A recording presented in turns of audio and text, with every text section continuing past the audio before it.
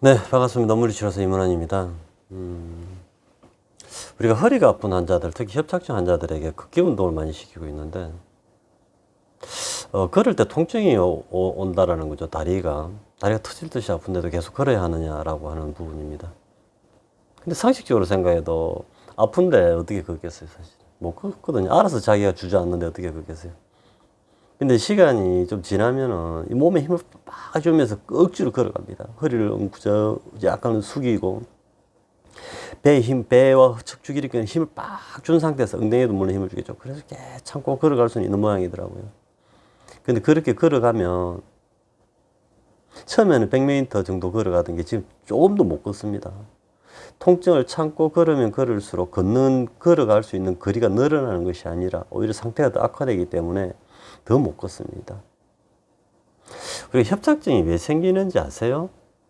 제가 영상에 한번 올렸는데, 현재까지는 어느 누구도 협착증이 왜 생기는지를 모르고 있어요. 그냥 나이가 드니까 대형의 변화다라고 생각을 하죠. 그럼 수술에 답이 없는데. 그렇지 않아요. 그럼 나이 든 사람 협착증 싹 다 와야지. 젊은 사람 안 와야 되고. 그렇지 않잖아요. 모든 요통을 지나는 단 하나의 진실, 룸바이 로드시스를 했잖아요. 그죠? 요추가 전만되는 것인데, 요추를 전만시키는 근육은 총 4개밖에 없다. 그 4개가 작게 굳으면 비터기성 요통. 젊은 사람들은 주간판 탈출증, 나이 든 사람들은 척추관 협착증으로 진행을 한다 라고 이야기했잖아요. 그죠?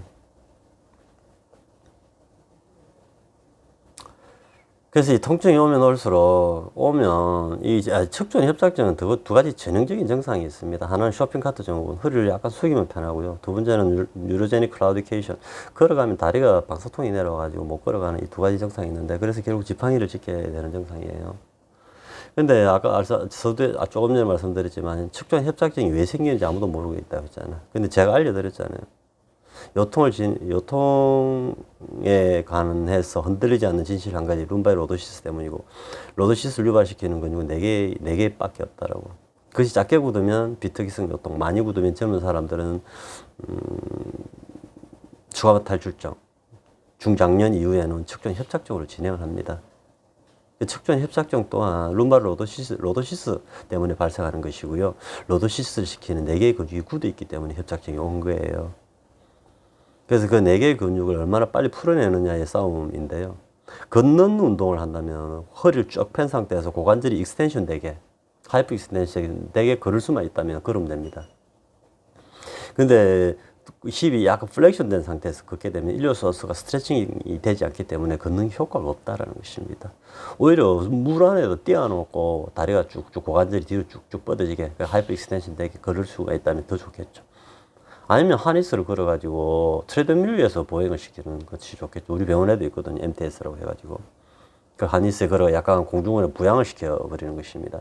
그러면 환자가 다리가 이제 쭉쭉 뻗어지기 때문에 걷거나 뛰는 과정을 통해 가지고 앞쪽에 있는 일리어서스가 스트레칭이 되면서 이완이 되어버립니다. 그 협착증이 낫는 거지. 그래서 이제 허리 환자나 뭐 디스크 환자든 그 앞에 뭐 발생하는 비특이성 요통이든, 자 다시 비특이성 요통이든 추가만 탈출증이든 협착증이든 걸어갈 때 통증이 나타남에도 불구하고 배나 엉덩이나 척추 길이끈에 힘이 빠지지 않고 힘이 꽉 들어간 상태에서 걸어가서는 안 된다. 상태는 더 심해지고, 그 참고 걸어가면 걸어갈수록 걸어갈 수 있는 거리는 계속 줄어든다 라는 것을 명심하시기 바랍니다. 제가 62살 할머니, 아주머니라고 해야 되나, 어머니인지 누님인지 치료를 하고 있는데요. 허리가 휘어져 있고 엑스레이 상에는 척만 정도 보이는 분입니다. 이분이 저한테 물었어요. 오늘 오전에. 다리가 아파도 걸어야 됩니까? 어머니, 다리가 아픈데 걸으면 자꾸 더 못 걸어가는데 다리가 아프면 쉬어야 됩니다. 그랬거든요. 그래도 걸어갈 수 있는데 정한 때까지는 가야 되지 않습니까? 그때 걸으면 멈추셔야 됩니다. 쉬었다가 다리 통증이 사라지면 또 걸어가고, 그리고 걷는 걸 줄이고 버스나 교통수단을 이용을 하셔야지 당분간은. 그래서 저한테 치료를 받고, 그리고 어머니 몸이 풀리는 만큼 걸어가는 거리가 늘어나는 것이지, 어머니 스스로 통증이 다리 통증이 터진 통증이 내려오는데도 불구하고 배나 엉덩이나 허리, 어깨에 힘을 꽉 준 상태에서 걸어가면 허리가 나을 거라 생각하지만 낫지가 않고 상태가 더 악화됩니다. 그 자리를 주저앉습니다, 어머니.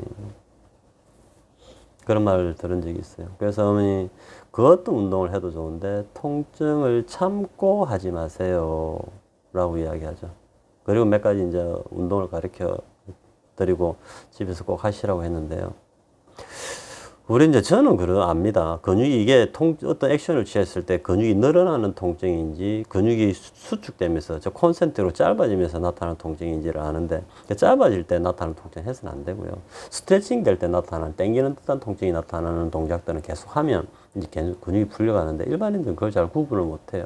못 하는 것 같아요. 쟤한테는 굉장히 쉬운데도 불구하고. 그래서 환자한테 이야기하는 공통된 거 하나는 그렇습니다. 통증이 생기기 이전까지만 하십시오. 어떤 운동이 좋습니까? 어머니 어떤 운동 좋아하세요? 뭐 야구, 축구, 농구, 배드민턴, 골프 뭐 좋아하십니까? 아무것도 할 줄 아는 게 없대요.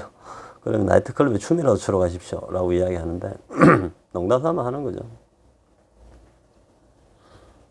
수영을 하든 뭐 조깅을 하든 테니스를 치든 뭐 골프를 스윙을 하든 정말 요가를 하든 통증이 생기기 이전까지 그리고 이것은 근육이 약해서 발생한 것이 아니기 때문에 몸에 힘을 주는 운동들보다는 근육을 푸는 운동, 몸에 땀이 흐를 수 있는 운동을 하는 것이 좋습니다.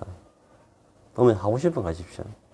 이것은 근육이 굳어 있는 건데 많이 사용을 하지 않았기 때문에 굳은 것이기 때문에 그 어떤 것이라도 좋으니까 어떤 움직임이 일어나는 동작들 또는 운동들은 괜찮습니다. 하셔야 됩니다. 하면 할수록 풀린다. 그리고 매일매일 사우나에 가서 몸을 풀 수 있으면 더 좋은데 사실 코로나 때문에 가기 좀 그러면